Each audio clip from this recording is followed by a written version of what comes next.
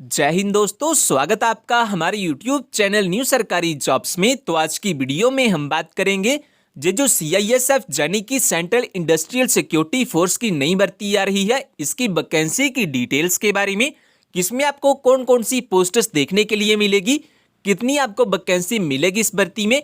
जो भर्ती आ रही है जो पूरे भारत के लिए सीधी भर्ती आ रही है, चाहे आप भारत के किसी भी राज्य से बिलोंग करते हैं, इंडिया की किसी भी स्टेट में आप रहते हैं, आप इस भर्ती में अपना एप्लीकेशन फॉर्म फिल कर पाएंगे।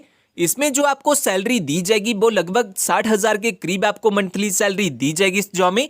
अगर आपका इस भर्ती में सिलेक्शन हो जाता है तो इसके जो एप्लीकेशन फॉर्म फिल किए जाएंगे, उसको फिल करने के लिए आपके पास जो एजुकेशन क्वालिफिकेशन होनी चाहिए वो होनी चाहिए कम से कम 10वीं या फिर 12वीं पास की मार्कशीट। तो अगर आपके पास 10वीं या फिर 12वीं पास की मार्कशीट है तो आप इस भर्ती में अपना एप्लीकेशन फॉर्म फिल कर पाएंगे।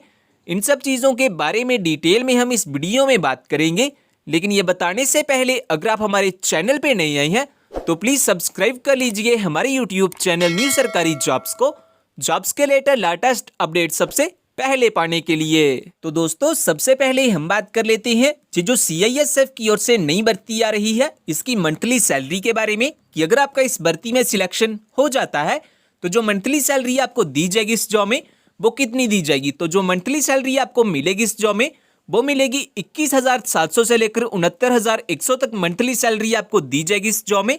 अगर आपका इस भर्ती में सिलेक्शन हो जाता है तो ये बात होगी मंथली सैलरी के बारे में। इसके बाद हम बात कर लेते हैं एज लिमिट क्राइटेरिया के बारे में, कि अगर आप इस भर्ती में अपना एप्लीकेशन फॉर्म फिल करना चाहते हैं देन आपकी मिनिमम एंड मैक्सिमम एज कितनी होनी चाहिए इस भर्ती के एप्लीकेशन फॉर्म को फिल करने के लिए। मिनिमम एज की अगर हम बात करें तो वो होनी चाहिए कम से कम 18 साल, और मैक्सिमम एज की अगर हम बात करें तो वो होनी चाहिए ज़्यादा से ज़्यादा 23 साल, यानी कि आपकी जो एज है वो कम से कम 18 से 23 साल के बीच बीच में होनी चाहिए। वहीं पे कुछ कैंडिडेट्स के लिए जहाँ पे रिलैक्सेशन भी दी गई है, जैसा कि जो कैंडिडेट SC या ST से बिलोंग करते हैं वो 28 साल तक इस भर्ती में अप्लाई कर पाएंगे। वही जो कैंडिडेट OBC से बिलोंग करते हैं वो 26 साल तक इस भर्ती में अप्लाई कर पाएंगे। तो ये बात होगी एज लिमिट क्राइटेरिया के बारे में।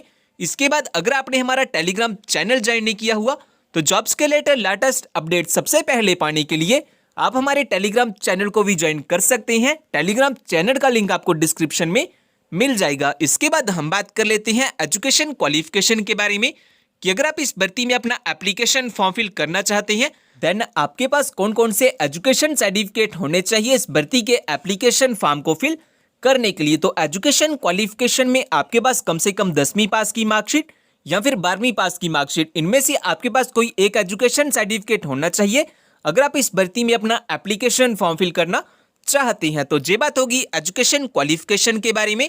इसके बाद हम बात कर लेते हैं सिलेक्शन प्रोसेस के बारे में, कि इस भर्ती में जो सिलेक्शन किया जाएगा वो कैसे किया जाएगा एंड किस बेसिस पे किया जाएगा। तो सबसे पहले तो आपका इसमें रिटन एग्जाम होगा, उसके बाद आपका physical standard and physical efficiency test किया जाएगा। अगर आप इन एग्जाम को क्वालिफाई कर लेते हैं उसके बाद आपका डिटेल में मेडिकल एग्जाम किया जाएगा, और मेडिकल एग्जाम को क्वालिफाई करने के बाद आपकी एक फाइनल मेरिट लिस्ट निकाल ली जाएगी। और अगर आपका फाइनल मेरिट लिस्ट में नाम आ जाता है देन लास्ट में आपके डॉक्यूमेंट्स की वेरिफिकेशन की जाएगी आपकी ज्वाइनिंग के लिए। तो इस तरह से इस भर्ती में कुछ सिलेक्शन किया जाएगा। तो ये बात होगी सिलेक्शन प्रोसेस के बारे में। और फ्रेंड्स, अगर आपने जो हमारा टेलीग्राम चैनल है वो ज्वाइन नहीं किया हुआ तो आप हमारे टेलीग्राम चैनल को भी ज्वाइन कर सकते हैं। इस टेलीग्राम चैनल को ज्वाइन करने का फायदा आपको ये होगा कि जो भी जॉब की न्यू नोटिफिकेशन आएगी उसकी लेटेस्ट अपडेट आपको सबसे पहले इसी चैनल पे मिल जाती है।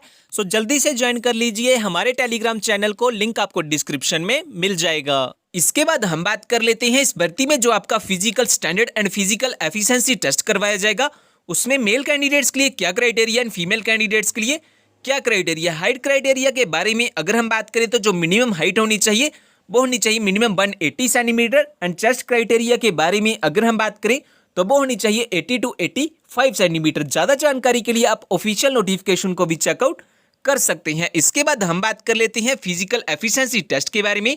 तो इसमें जो आपका रनिंग टेस्ट होगा उसमें 5 किलोमीटर की रनिंग करनी होगी आपको 24 मिनट में। तो ये बात होगी फिजिकल एफिशिएंसी टेस्ट के बारे में।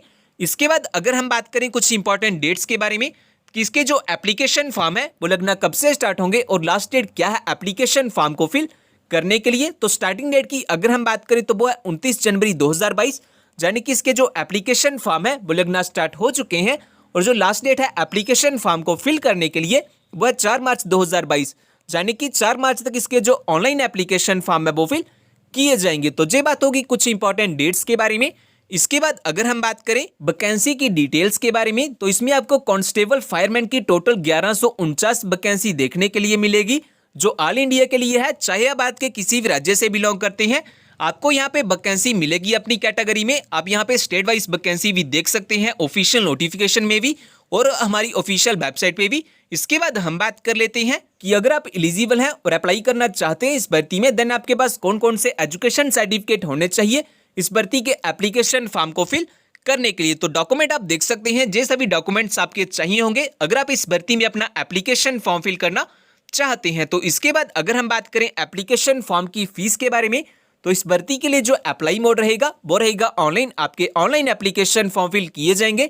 अब लास्ट डेट से पहले अपना जो ऑनलाइन एप्लीकेशन फॉर्म है वो फिल कर सकते हैं। एप्लीकेशन फॉर्म की फीस के बारे में अगर हम बात करें, तो अगर आप जनरल, ओबीसी या ईडब्ल्यूएस कैंडिडेट्स हैं, देन आपकी जो एप्लीकेशन फी लगेगी एप्लीकेशन फॉर्म को फिल करने के लिए वो लगेगी 100 रुपये। वही अगर आप एससी या एसटी से बिलोंग करते हैं, देन आपकी यहाँ पे कोई भी एप्लीकेशन फी नहीं लगेगी एप्लीकेशन फॉर्म को फिल करने के लिए। तो ये बात होगी एप्लीकेशन फॉर्म की फीस के बारे में। इसके बाद अगर हम बात करें कि अगर आप इस भर्ती के बारे में ज़्यादा जानना चाहते हैं, जैसा कि इस भर्ती का ऑफिशियल नोटिफिकेशन पाना चाहते हैं, इस भर्ती में अपना ऑनलाइन एप्लीकेशन फॉर्म फिल करना चाहते हैं, या फिर जॉब्स के रिलेटेड हमारा टेलीग्राम ग्रुप ज्वाइन करना चाहते हैं, तो उन सभी का लिंक आपको हमारी वेबसाइट पे मिल जाएंगे।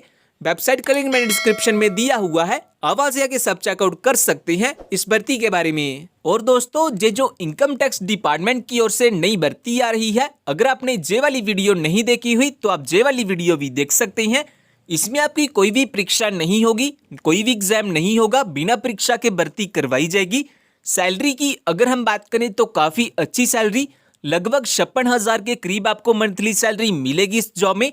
अगर आपका इस भर्ती में सिलेक्शन हो जाता है, तो इसके जो एप्लीकेशन फॉर्म फिल किए जाएंगे, आप चाहे भारत के किसी भी राज्य से बिलोंग करते हैं, आप इसमें अपना एप्लीकेशन फॉर्म फिल कर सकते हैं। एप्लीकेशन फॉर्म को फिल करने के लिए जो आपके पास एजुकेशन क्वालिफिकेशन होनी चाहिए, वो होनी चाहिए कम से कम 10वीं या फिर 12वीं पास की मार्कशीट। तो अगर आपके पास 10वीं या 12वीं पास की मार्कशीट है, तो आप वो वाली वीडियो भी देख सकते हैं। उस वीडियो का लिंक आपको डिस्क्रिप्शन में मिल जाएगा।